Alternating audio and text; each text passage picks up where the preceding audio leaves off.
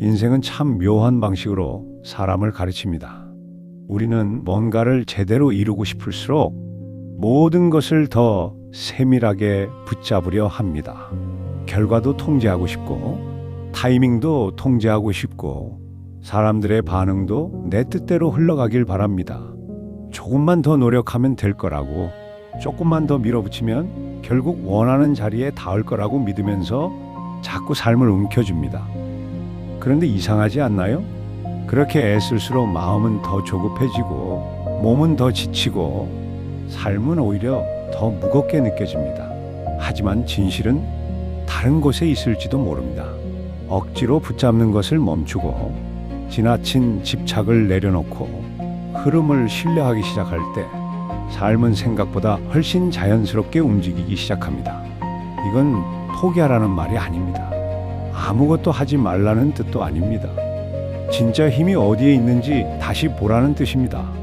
스토아 철학자들은 오래전에 이 사실을 알고 있었습니다. 마르쿠스 아우렐리우스는 자연의 이치에 맞게 받아들이는 사람만이 헛된 소모 없이 살아갈 수 있다고 보았습니다. 통제할 수 없는 것과 계속 싸우는 사람은 결국 세상보다 자기 마음에 먼저 지게 됩니다. 그래서 스토아 철학은 바깥을 정복하기 전에 먼저 내면을 다스리라고 말합니다. 오늘 이 영상에서는 삶을 덜 불안하게 만들고 관계와 일, 성공과 평온을 새롭게 바라보게 하는 스토아식 태도 7가지를 이야기해 보겠습니다. 혹시 요즘 아무리 애써도 풀리지 않는 느낌이 든다면 그건 당신이 부족해서가 아니라 붙잡지 않아야 할 것을 너무 세게 붙잡고 있기 때문일 수 있습니다. 이건 흔한 자기계발 이야기가 아닙니다. 이건 더 깊은 이야기입니다. 어떻게 하면 초조함이 아니라 평정 속에서 살 수 있는가? 억지로 밀어붙이는 삶이 아니라 흔들리지 않는 중심으로 살아갈 수 있는가에 대한 이야기입니다. 끝까지 함께 하신다면 원하는 것을 무작정 좇지 않고도 삶을 더 단단하게 살아가는 시선을 얻게 될 겁니다. 그럼 시작해 보겠습니다. 일 결과를 붙잡지 마라. 우리는 많은 시간을 결과를 걱정하며 살아갑니다. 그 일이 꼭 잘 되어야 하고, 그 사람이 내 곁에 남아야 하고, 내 노력이 반드시 보상받아야 한다고 믿습니다. 그래서 더 열심히 애씁니다. 조금만 더 밀어붙이면 상황을 내 뜻에 가깝게 만들 수 있을 거라고 생각합니다. 하지만 결국 어떻게 되나요? 결과를 강하게 붙잡을수록 마음은 더 불안해집니다. 과정은 점점 괴로워지고 행복은 내가 온전히 통제할 수 없는 무언가에 매달리게 됩니다. 바로 그 순간 사람은 스스로 만든 불안 속에 갇히기 시작합니다. 스토아 철학은 이 지점을 매우 분명하게 짚습니다. 에픽테토스는 우리를 괴롭히는 것은 사건 자체가 아니라 그 사건이 내 뜻대로 되어야 한다는 집착이라고 보았습니다. 그는 말합니다. 일이 원하는 방식으로 흘러가길 강요하지 말고 일어나는 일을 더 넓은 질서 속에서 받아들일 수 있을 때 사람은 훨씬 자유로워진다고. 이 말의 힘은 단순합니다. 행복을 결과에 묶지 말고 내가 할 수 있는 일에 묶으라는 것입니다. 집중해야 할 것은 결과가 아니라 태도입니다. 남의 반응이 아니라 나의 품격입니다. 성공의 시점이 아니라 오늘 내가 얼마나 바르게 행동했는가입니다. 예를 들어 화가를 떠올려 보세요. 그가 계속 이 그림이 완벽해야 한다, 사람들이 반드시 좋아해야 한다, 이 생각만 하고 있다면 결국 붓질은 굳어지고 작품은 숨을 잃게 됩니다. 하지만 완벽한 결과에 대한 강박을 내려놓고 그리는 순간 자체에 몰입하면 그때부터 손은 자연스럽게 움직이고 오히려 가장 좋은 작품이 나옵니다. 삶도 같습니다. 일에서도 관계에서도 성장에서도 결과를 너무 세게 붙잡을수록 흐름은 막히기 쉽습니다. 반대로 반드시 이렇게 되어야만 한다는 고집을 내려놓으면 사람은 과정 속에서 더 자유롭고 강해집니다. 특히 관계에서 이건 아주 선명합니다. 누군가에게 인정받고 싶어서 지나치게 애쓰는 사람은 자꾸 조급한 에너지를 풍깁니다. 그리고 그 에너지는 상대를 편안하게 하지 못합니다. 반면 자기 안에 중심이 있는 사람은 상대를 붙잡으려 들지 않습니다. 그는 자기 자신을 잃지 않기 때문에 오히려 더 자연스럽게 사람을 끌어당깁니다. 성공도 마찬가지입니다. 사람들은 종종 몇 살까지 무엇을 이루어야 하고 어느 시점까지 얼마를 벌어야 하며 반드시 계획대로 가야 한다고 믿습니다. 하지만 삶은 직선이 아닙니다. 우회도 있고 지연도 있고 뜻밖의 기회도 있습니다. 하나의 결과만이 정답이라고 믿는 순간 오히려 더 큰 가능성을 놓칠 수 있습니다. 그래서 스스로에게 물어야 합니다. 나는 지금 무엇을 너무 세게 붙잡고 있는가? 어떤 기대가 내 마음을 지치게 하고 있는가? 그것을 놓는다고 해서 당장 모든 것이 쉬워지진 않을 수 있습니다. 하지만 적어도 마음은 다시 제자리로 돌아옵니다. 집착을 놓는다는 것은 무관심해진다는 뜻이 아니라 평화를 위해 결과를 강요하지 않겠다는 뜻입니다. 연습은 단순합니다. 매일 스스로에게 상기시키세요. 결과는 내 것이 아니다. 내 것은 오직 노력, 절제, 태도뿐이다. 그리고 생각을 이렇게 바꿔보세요. 이 일이 꼭 이렇게 되어야 해. 대신 무슨 일이 일어나든 나는 그것을 성장의 재료로 삼을 수 있다. 마지막으로 지금을 살려고 해보세요. 현재에 깊이 머무를수록 아직 오지 않은 미래가 당신을 휘두르는 힘은 약해집니다. 이 마음을 길들여라. 삶은 끊임없이 우리를 시험합니다. 어떤 날은 모든 게 부드럽게 흘러가고 어떤 날은 세상 전체가 나를 밀어내는 것처럼 느껴집니다. 그때 무너지는 사람과 그 속에서도 중심을 지키는 사람의 차이는 상황이 아니라 마음의 훈련에 있습니다. 사람이 세상을 경험하는 방식은 현실 그 자체보다 그 현실을 해석하는 마음에 더 크게 좌우됩니다. 그래서 자신의 생각을 다루지 못하는 사람은 결국 생각에 끌려다니게 됩니다. 당신은 경제를 통제할 수 없고 남의 성격을 바꿀 수 없고 예상치 못한 변수들을 막을 수도 없습니다. 하지만 그 일들 앞에서 어떤 태도를 취할지는 여전히 선택할 수 있습니다. 스토아 철학은 바로 여기에 인간의 진짜 힘이 있다고 말합니다. 반사적으로 흔들리는 것이 아니라 의식적으로 대응하는 힘, 감정에 휩쓸리는 것이 아니라 판단을 가다듬는 힘.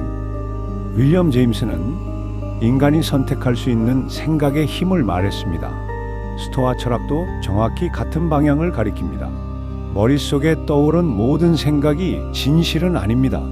불안이 말한다고 해서 그 말이 언제나 사실인 것도 아닙니다. 예를 들어 직장에서 실수를 반복하고 있다고 해봅시다. 상사의 표정도 차갑고 스스로도 점점 작아집니다. 이때 많은 사람은 바로 이렇게 생각합니다. 나는 원래 안 되는 사람인가 보다. 이 일과는 맞지 않는 것 같다. 나는 남들보다 부족하다. 이런 생각은 사실이라기보다 지친 마음이 만든 해석에 가깝습니다. 그리고 그 해석을 그대로 믿는 순간 사람은 현실보다 자기 생각에 먼저 무너집니다. 하지만 같은 상황을 다르게 볼 수도 있습니다. 나는 지금 배우는 중이다. 이 압박이 나를 더 단단하게 만들 수 있다. 실수는 끝이 아니라 조정의 신호다. 이런 태도는 상황을 미화하는 게 아닙니다. 고통을 부정하는 것도 아닙니다. 그저 고통에 잡아먹히지 않겠다는 선택입니다. 세네카는 어려움이야말로 마음을 단련하는 장이라고 보았습니다. 몸이 저항을 통해 강해지듯 마음도 시련을 통해 넓어집니다. 물론 이런 마음가짐은 하루아침에 생기지 않습니다. 꾸준한 훈련이 필요합니다. 가장 먼저 해야 할 것은 내면의 목소리를 살피는 일입니다. 나는 하루 종일 어떤 말을 나에게 들려주고 있는가? 두려움, 비교, 자기 비난을 반복하고 있는가? 아니면 침착함, 가능성, 절제를 키우고 있는가? 마음은 정원과 같습니다. 무엇을 심느냐에 따라 자라는 것이 달라집니다. 불안을 계속 심으면 작은 일도 점점 더 크게 흔들립니다. 하지만 인내와 명료함을 심으면 혼란 속에서도 중심이 생깁니다. 또 하나 중요한 훈련은 지금 이 순간 안으로 돌아오는 능력입니다. 우리를 지치게 하는 많은 생각은 이미 지나간 일이나 아직 오지 않은 일에 묶여 있습니다. 하지만 우리가 실제로 다룰 수 있는 것은 늘 지금뿐입니다. 그래서 마음이 소란스러워질 때 이 질문을 해보세요. 지금 당장 내가 바르게 할 수 있는 것은 무엇인가? 이 한 문장이 당신을 상상 속 공포에서 꺼내 현실의 발판 위로 다시 세워줄 수 있습니다. 삶대를 재촉하지 마라. 사람에게 가장 어려운 덕목 중 하나는 인내입니다. 특히 정말 중요하게 여기는 일이 있을수록 기다림은 더 길고 더 답답하게 느껴집니다. 나는 할 만큼 했고 노력도 했고 성실하게 버텨왔는데 왜 아직도 아무 변화가 없는지 묻게 됩니다. 세상은 우리에게 빠른 결과를 약속하는 말로 가득합니다. 조금만 잘하면 금방 보상받을 수 있을 것처럼 말합니다. 그래서 결과가 늦어지면 사람은 쉽게 자기 자신을 의심하게 됩니다. 하지만 삶은 조급한 사람의 달력에 맞춰 움직이지 않습니다. 삶에는 삶의 속도가 있습니다. 그리고 그 속도를 무시한 채 모든 것을 빨리 당겨오려 할수록 오히려 마음만 상하게 됩니다. 스토아 철학은 큰 것은 서둘러 완성되지 않는다고 말합니다. 정말 값진 것들은 대부분 시간 속에서 익어갑니다. 지혜도 그렇고 신뢰도 그렇고 실력도 그렇고 깊은 인간관계도 그렇습니다. 뿌리가 자라지 않은 나무는 금세 흔들립니다. 젊은 예술가를 떠올려 보세요. 그는 진심을 다해 작품을 만들지만 세상은 아직 그를 알아보지 못합니다. 그 순간 그는 두 갈래 길 앞에 섭니다. 왜 아무 일도 일어나지 않느냐며 좌절하고 멈출 것인가? 아니면 지금의 시간조차 자신을 준비시키는 일부라고 믿을 것인가? 결국 끝까지 가는 사람은 보이지 않는 준비의 시간을 견딘 사람입니다. 겉으로는 정체처럼 보여도 안에서는 분명히 잘하고 있다는 것을 믿은 사람입니다. 우리는 즉각적인 만족에 익숙한 시대를 살고 있습니다. 빠른 정보, 빠른 반응, 빠른 성과. 그러다 보니 조금만 늦어도 무언가 잘못되었다고 느끼게 됩니다. 하지만 어떤 성장은 반드시 천천히 와야 합니다. 빨리 갖는 것보다 제대로 받아낼 준비가 더 중요할 때가 있습니다. 소크라테스가 말한 행함과 존재의 관계도 이와 다 있습니다. 사람은 결과를 얻는 동안만 바뀌는 것이 아니라 그 결과를 기다리는 방식 속에서도 달라집니다. 그래서 늘 언제 되지? 만 묻는 사람은 정작 과정 속에서 자라고 있는 자신을 놓치기 쉽습니다. 물론 쉽지 않습니다. 아무 변화가 없는 것처럼 보이는 시간은 누구에게나 불안합니다. 하지만 바로 그때 스토아 철학은 다시 묻습니다. 네가 통제할 수 있는 것은 무엇인가? 당신은 결과의 시점을 정할 수 없습니다. 하지만 오늘 해야 할 일을 멈추지 않을 수는 있습니다. 계속 배우고 계속 다듬고 계속 준비된 사람으로 머물 수는 있습니다. 마르쿠스 아우렐리우스는 운명이 엮어준 것과 싸우지 말고 그 안에서 자신을 바로 세우라고 말합니다. 때가 늦는다고 해서 모든 것이 끝난 것은 아닙니다. 오히려 지금은 당신이 그 자리에 어울리는 사람이 되어가는 시간일지도 모릅니다. 사절박함이 아니라 방향으로 움직여라.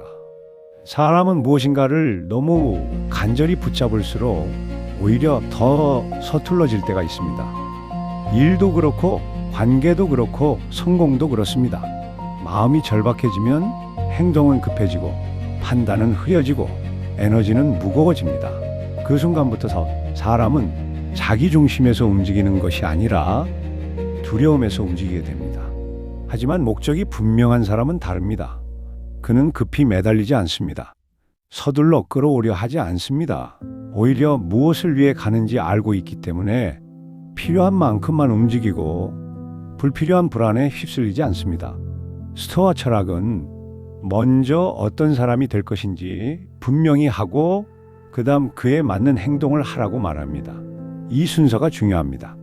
절박한 행동은 부족하다는 공포에서 나옵니다. 놓치면 끝날 것 같은 두려움, 사랑받지 못할 것 같은 불안, 성공하지 못하면 무가치해질 것 같은 압박. 하지만 목적 있는 행동은 내가 지키고 싶은 가치에서 나옵니다. 그래서 더 조용하고 더 단단하고 더 오래 갑니다. 취업을 준비하는 두 사람을 떠올려 보세요. 한 사람은 불안해서 아무 곳이나 닥치는 대로 지원합니다. 거절 하나에도 크게 흔들리고 자기 자신을 더 초라하게 느낍니다. 다른 한 사람은 자신의 강점과 방향을 알고 있습니다. 그래서 서두르기보다 한 번의 지원에도 집중하고 내가 보여줘야 할 본질을 다듬습니다. 누가 더 좋은 결과에 가까울까요? 무조건 빨리 움직인 사람이 아니라 분명하게 움직인 사람입니다. 관계도 똑같습니다. 외로움 때문에 누군가를 붙잡으려 하면 그 관계는 쉽게 비틀어집니다. 인정받고 싶다는 허기가 앞서기 때문입니다. 하지만 스스로를 잃지 않는 사람은 상대를 소비하지 않습니다. 그는 자기 존중 위에서 관계를 시작하기 때문에 훨씬 건강한 연결을 만들어냅니다. 아리스토텔레스가 말한 좋은 삶의 핵심도 외부를 무작정 쫓는 데 있지 않았습니다. 행동이 자신의 가치와 어긋나지 않을 때 비로소 삶은 조화를 얻는다고 보았습니다. 스토아 철학도 같은 맥락입니다. 두려움으로 선택하지 말고 지혜와 절제로 선택하라는 것입니다. 그래서 스스로에게 물어야 합니다. 나는 이걸 정말 원해서 하는가? 아니면 이걸 놓치면 내가 부족해질 것 같아서 하는가?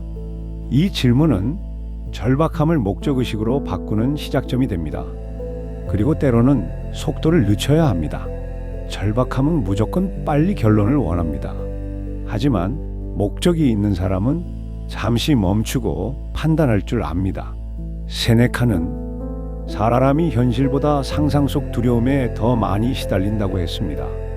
절박함의 대부분도 그렇습니다. 실제로 닥치지도 않은 미래를 미리 두려워하며 자기 자신을 몰아붙이는 것입니다. 그러니 허둥대지 마세요. 자신을 믿고 내가 지켜야 할 방향을 믿고 그에 맞는 걸음으로 가세요. 강한 사람은 큰 소리를 내는 사람이 아니라 흔들린 순간에도 방향을 잃지 않는 사람입니다. 모든 것을 통제하려 하지 마라.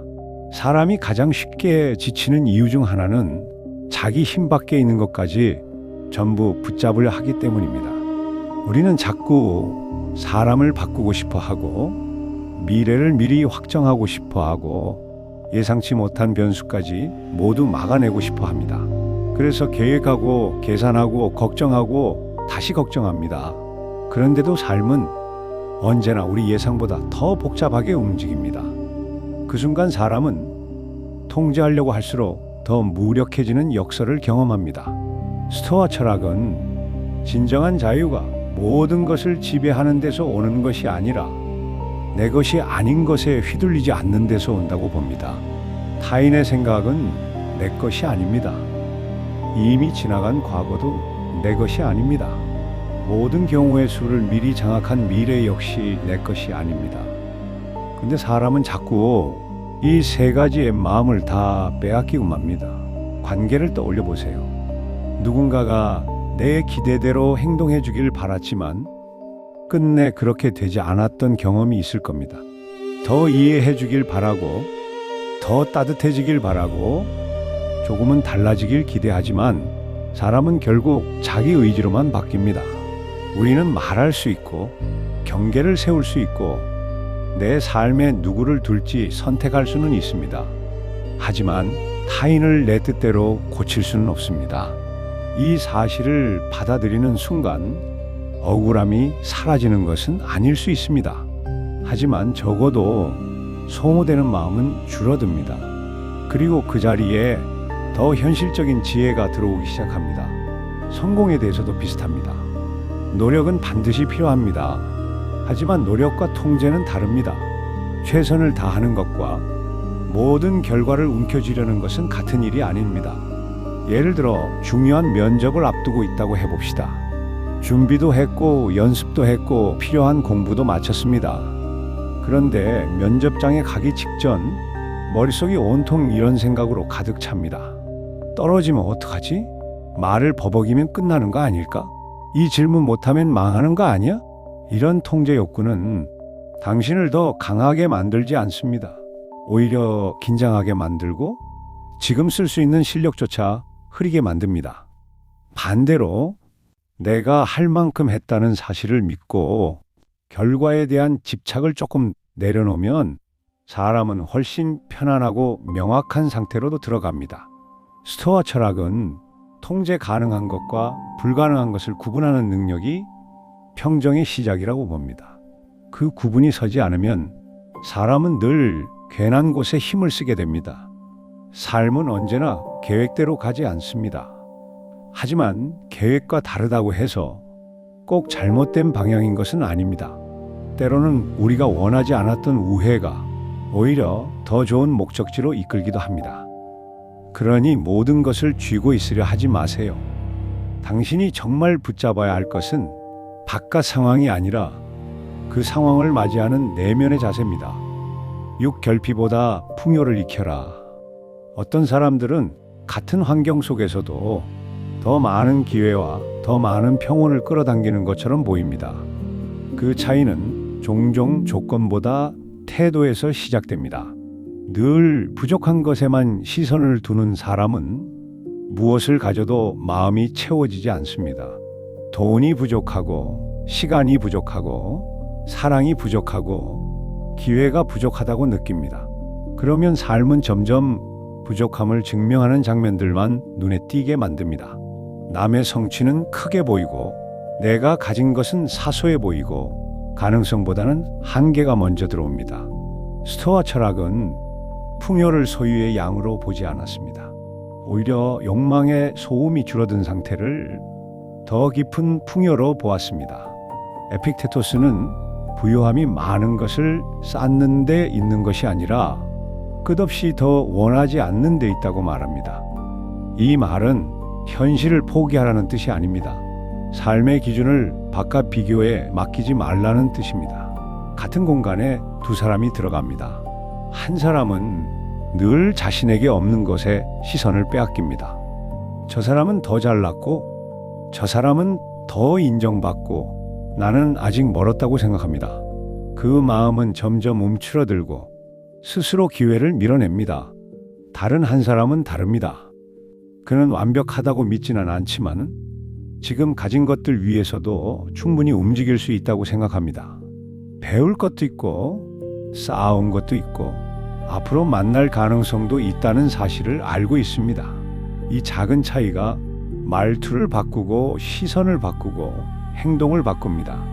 그리고 결국 전혀 다른 결과를 만들어냅니다. 이건 돈이나 성공에만 해당하지 않습니다. 관계도 그렇고 시간도 그렇고 행복도 마찬가지입니다. 늘 모자라다고 느끼는 사람은 현재를 누리지 못합니다.